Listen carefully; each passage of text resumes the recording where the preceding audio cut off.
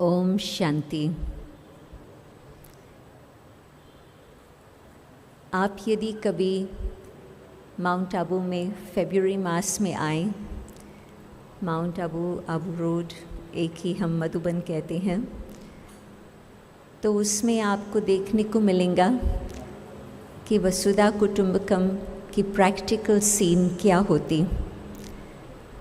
क्योंकि अपने सारे विश्व के जो मुख्य देश संभालने वाले, सेंटर संभालने वाले का संगठन रहता, उसमें आने तो बहुत ही चाहते हैं, परंतु फिर भी जिन्हों को निमंत्रण है उन्हों को हम बुलाते हैं जो देश या सेंटर संभालते हैं। तो उसमें मुख्य करीब 450-500 तक भी आ जाते। वो आते हैं करीब 90-100 देश से। अभी भी माउंट आबू में एक तरफ इज़राइल के भी बैठे हैं और साथ ही साथ मुसलमान भाई बहनें भी रहती हैं।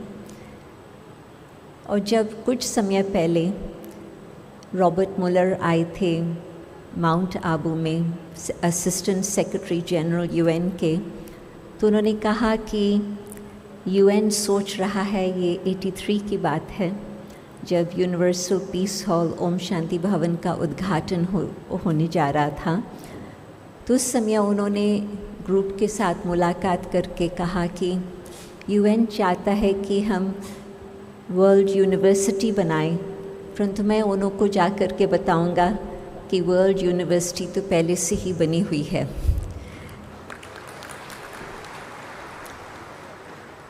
क्योंकि विश्व भर के भाई बहन मिल कर के कार्य करते हैं। क्योंकि उन्होंने एक बात की पहचान बिल्कुल अपने मन में, अपने जीवन में पक्की करके रखी है कि हम सब ईश्वर की संतान है, और ईश्वर की संतान के नाते से हमारा आपस में संबंध क्या है? भाई बहन का संबंध। और आपको ये भी जानकर के खुशी होंगी कि विदेश में, सारे भारत तो क्या परंतु सारे विश्व भर में एक त्यौहार बहुत बहुत दिल से मनाया जाता है, वो है रक्षाबंधन। आप कहाँ पर भी ब्रह्मा कुमारी सेंटर में जाएंगे, किसी भी देश में जाएंगे, आप ढूंढ लेना ब्रह्मा कुमारीज़ को। और ख़ास वो रक्षाबंधन पर लंदन में तो हम करीब 10 दिन के लिए मनाते हैं, क्योंकि इतनी बड़ी संख्या होती है जो हम 1, 4, 5 दिन में नहीं कोप कर पाते। तो हज़ारों की संख्या में लोग राखी बांधने आते हैं। रक्षाबंधन का जो असली मतलब है, रक्षक एक।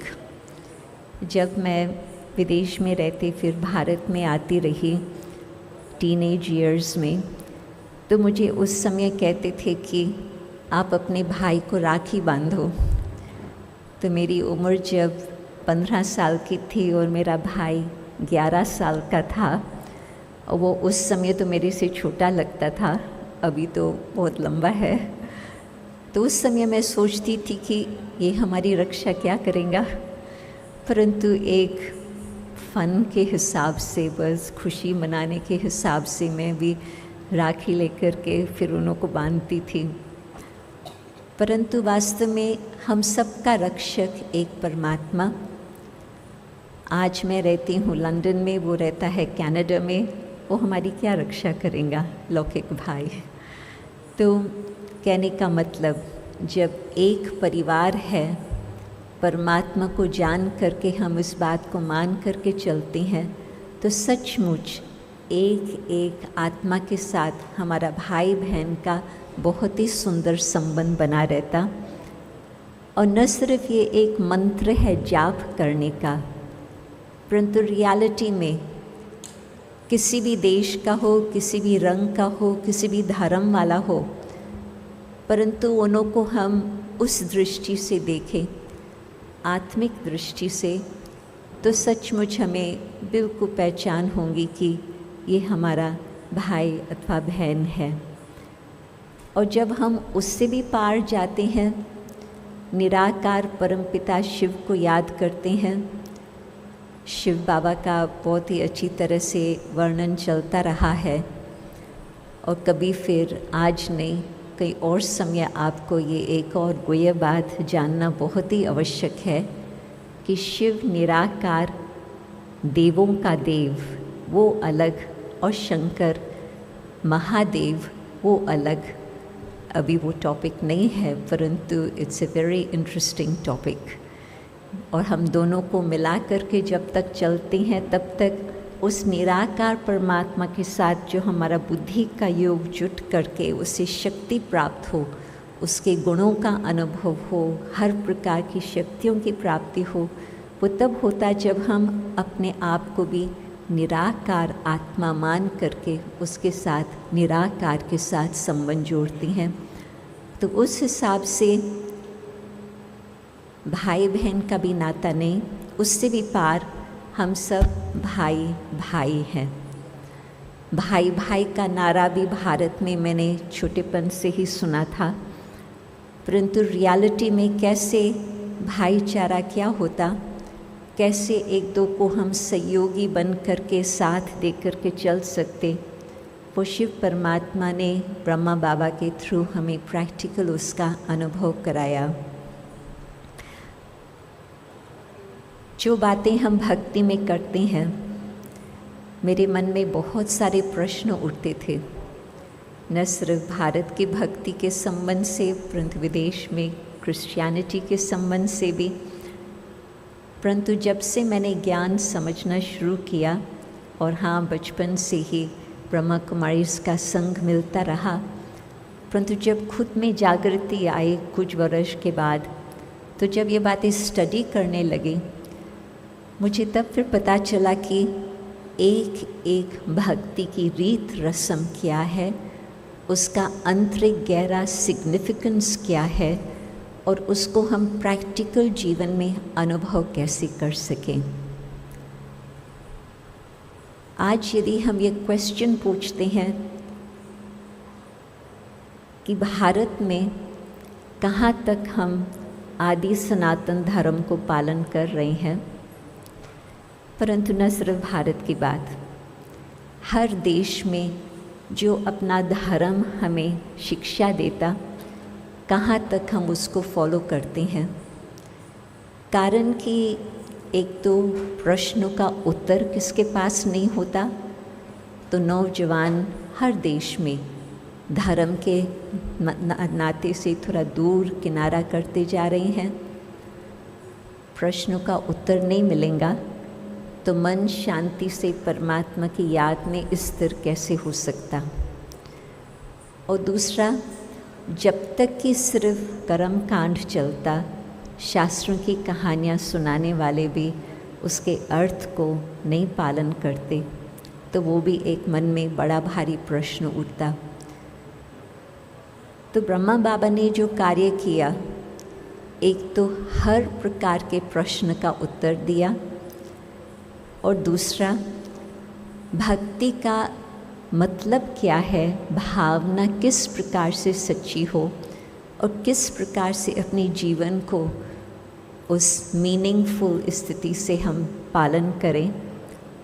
इस कारण से आप देखेंगे कि सारे विश्व भर में आज ब्रह्मा कुमारी संस्था में वहाँ लोकल लोग भी कार्य समझ करके टीचर बन करके कार्य संभाल रही हैं। सारे यूरोप खंड में करीब 30 देशों में बाबा का कार्य चल रहा और वहाँ पर केवल 2 निमित्त बनी हुई आत्माएं विदेश में आई, दादी जानकी और दीदी सुरेश। बाकी सब लोकल तरफ जो भी टीचर्स बने हैं वहाँ ही उन्होंने शिक्षा प्राप्त करके उसको जीवन में पालन करके वो अपने जीवन के द्वारा वो शिक्षा अन्य आत्माओं को दे रहे हैं। तो कहने का मतलब कि रियलिटी विश्व एक है, रियलिटी एक परमपिता परमात्मा माता पिता वो हम सबका एक है और परिवार एक है। एक एक बात को समझ करके अनुभव करके हम कहते हैं कि हाँ सचमुच हम एक परिवार है। और इन बातों को जितना जितना हम सुनते जाएंगे, मनन चिंतन उस पर करते जाएंगे, जीवन में धारण करते जाएंगे, हमें सचमुच भगवान किस तरह से हमारी रक्षा कर रहे हैं और हमारे जीवन को हर प्रकार से आगे बढ़ाते जा रहे हैं, वो आपको भी अनुभव अवश्य ही रहेगा। मुझे कहा गया है मेडिटेशन कराने के लिए, तो भाषण तो आपने बहुत अच्छे इंटरेस्टिंग आज सुने। मुझे लगा कि जैसे जैसे मैं सुनती रही कि एक भाषण दूसरे भाषण से बढ़िया रहा, मैं समझती 2.5 घंटे ऐसे बीते हैं जैसे कि बिल्कुल पानी के समान। क्योंकि बहुत इंटरेस्टिंग बातें सुनने को मिली, कोई भी बोरिंग स्पीकर नहीं रहा। तो आप सब, वैसे तो बहुत स्पीकर्स चले भी गए हैं, परंतु जो भी बैठे हैं उन्हों को थैंक्स। तभी अनेक बातें सुनने के बाद अब थोड़ा साइलेंस का अभ्यास करते, और उसमें भी बहुत ही सहज है, मैं अपना विचार बताती रहेंगी। वैसे तो साइलेंस का ही अनुभव श्रेष्ठ है, परंतु प्रश्न यही होता कि अपने मन को शांत कैसे करें। तो बाबा ने बहुत अच्छी बात सिखाई है, संकल्पों को रोकने की आवश्यकता नहीं है, परंतु संकल्पों को मोड़ने की आवश्यकता है। उसको नेगेटिव, वेस्टफुल, साधारण संकल्प से पहुंच चले जाएं, शुद्ध, न सिर्फ पॉजिटिव परंतु संकल्प शक्ति के आधार से परमात्मा के साथ संबंध जुड़ सकता। तो आप अपने मन में वो बातें उस अनुसार चलाते रहेंगे, आपको अवश्य वो अनुभव होगा। अनेक बातें सुनकर मन में यही संकल्प आता कि हम इन बातों का अनुभव करें।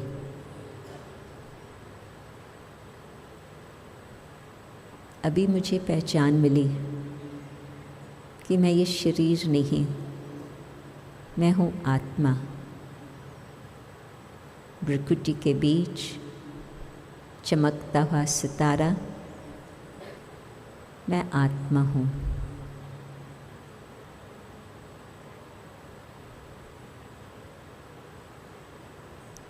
आत्मा खुद को जानकर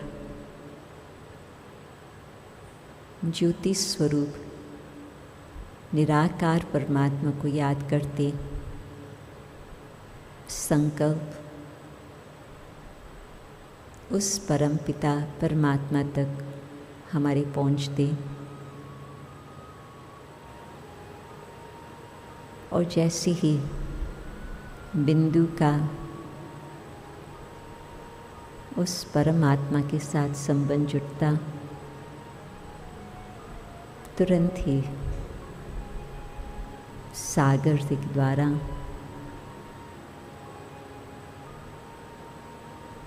अत्यंत प्यार, परम शांति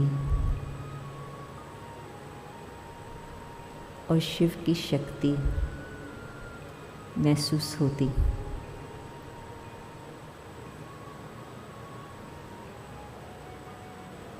शिव बाबा के संतान के नाते से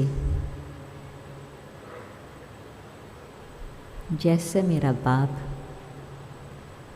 वैसे मुझ आत्मा का आदि स्वरूप, शांति का सागर, हमें शांति की किरणें देकर हमें फिर से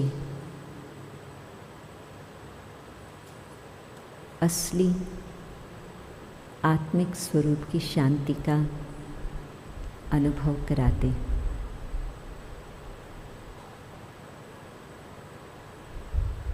आदि स्वरूप में मेरा धर्म ही है शांति। स्वधर्म सुख देने वाला शांति।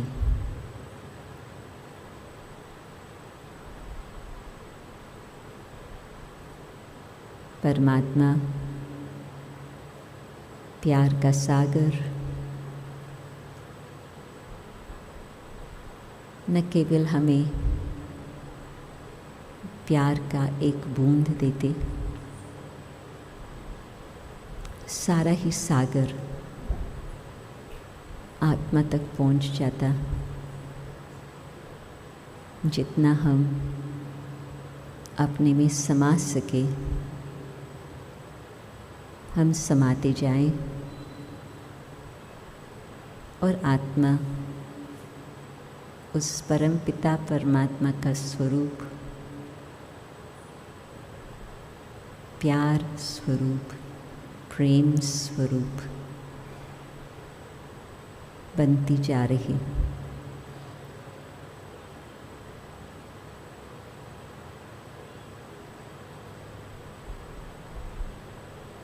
परम पिता सर्व आत्माओं के पिता तो सागर द्वारा शांति, प्रेम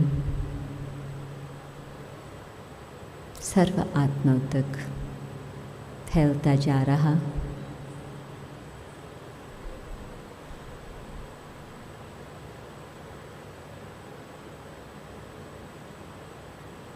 जिस आत्मा की जिस घड़ी वो समय आता, वो उस सागर का अनुभव करके वो आत्मा जागृत होती और अपने में वो सागर समाती जाती।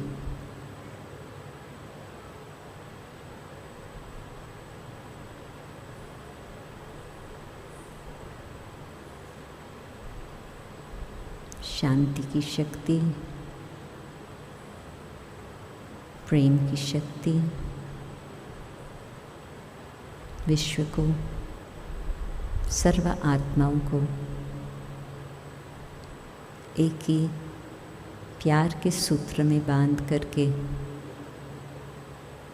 फिर से विश्व में शांति स्थापन करने का कार्य करती।